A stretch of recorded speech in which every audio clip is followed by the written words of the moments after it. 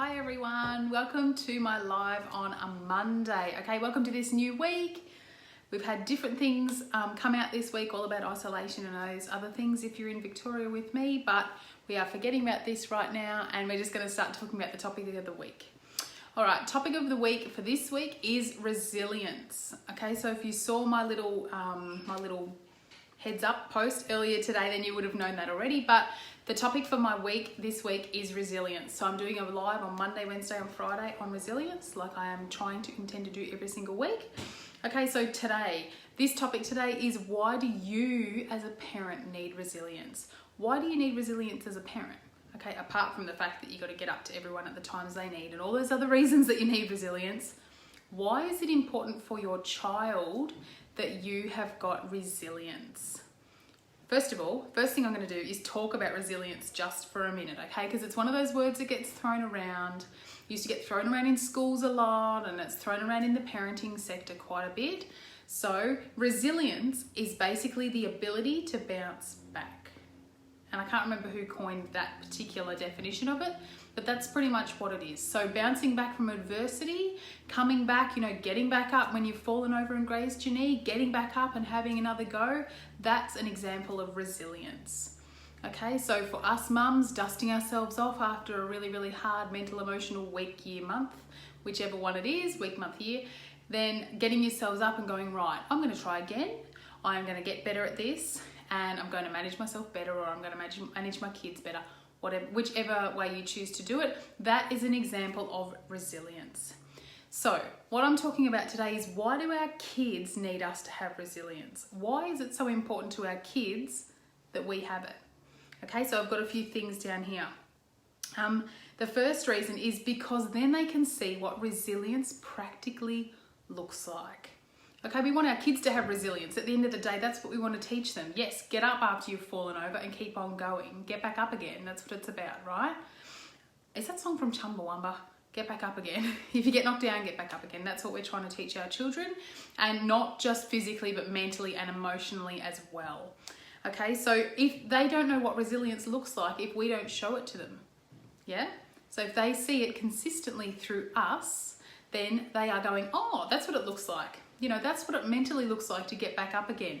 You don't have to show them all the time, especially if they're really little children, but they're going to see by example, okay? And we can lead by example by having resilience and showing our child, you know what, I'm not going to let this beat me. I'm going to have another go at that, and that'll be okay, all right? And it's okay if I don't actually get it, but I'm still going to keep trying. That's really important for the kids to see. The second one was so that they can see that you think it is worth it. Is it worth getting back up again? Yes, it is. Okay, is it worth continuing to try with people? Is it worth it? Yes, it is. Okay, and it's so worth it for your child to know that they are worth that continual effort from you.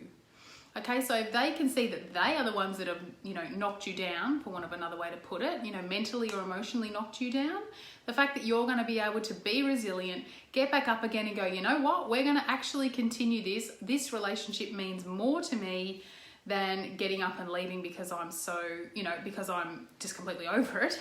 Okay, I'm going to be resilient, I'm going to take the time I need, but then I'm going to get back up again, and I'm going to show you that actually you need to be resilient to help a relationship work. Okay, and that includes, spouse relationships, but it also includes parent and child relationships, because they ain't just happening.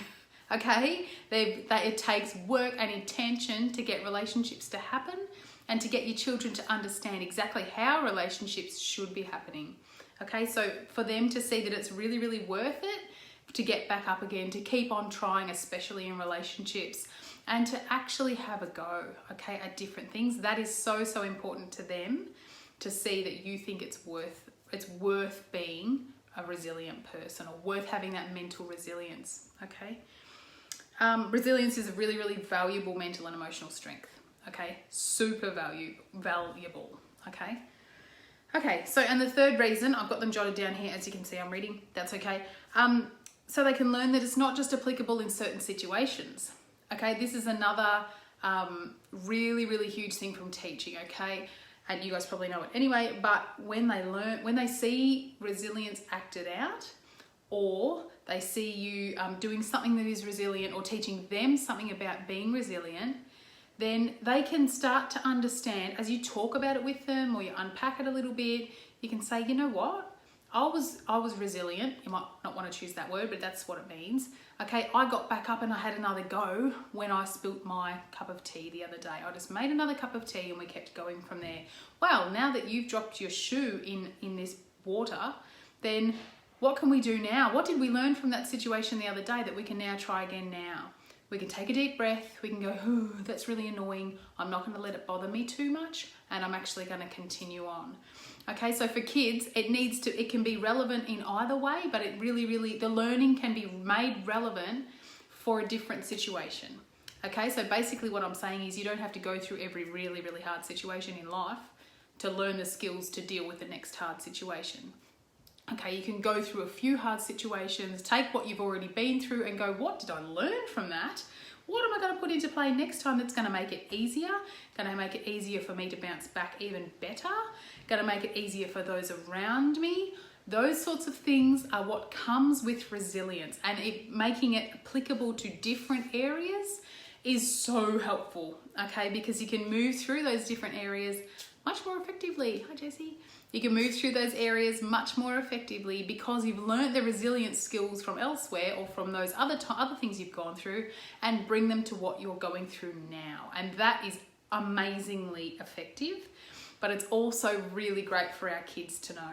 Okay, the learning they receive at school and stuff is all aimed to be really relevant to them and relevant to the experiences that they are going through and that they are seeing. I'm not sure about in isolation, it's a bit different, but that's basically how we try to run it as teachers.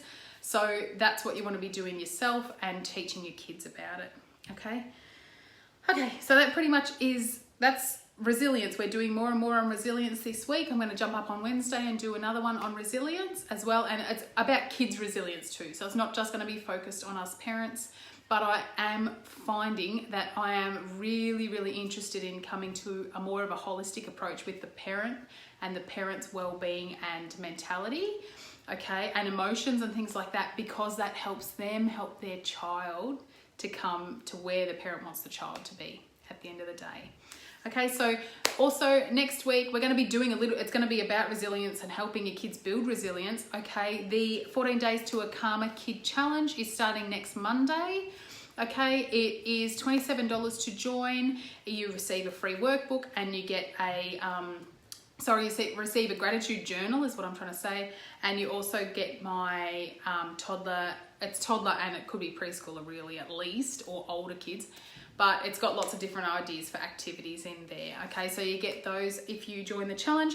Anyway, it's 14 Days to a Calmer Kid. If your kids are sending you gree at the moment, then you might like to join in on this challenge. If you want to, pop a comment below, or I'll post a link in the group if you're interested. But yeah, I'd really love to hear about it, and I would love to do the challenge with you, okay? Yes, I've come up with it. Yes, I've designed it. Yes, the activities are mine, but I'm going to be doing it along with you, with my child, okay? One of my kids. So I would love you to join me along with that. And yeah, basically, how resilient are you? Don't know, but it's really important to be modeling resilience to our children. Okay, anyway, pop a comment below if you'd like to know more or anything else like that, or you've got an idea that you want me to talk about this week. That'd be awesome. Okay, but otherwise, please consider doing the challenge with me if your kids aren't that calm or you'd like them to be even calmer. Okay, have a great day, guys. We'll see you soon. Bye.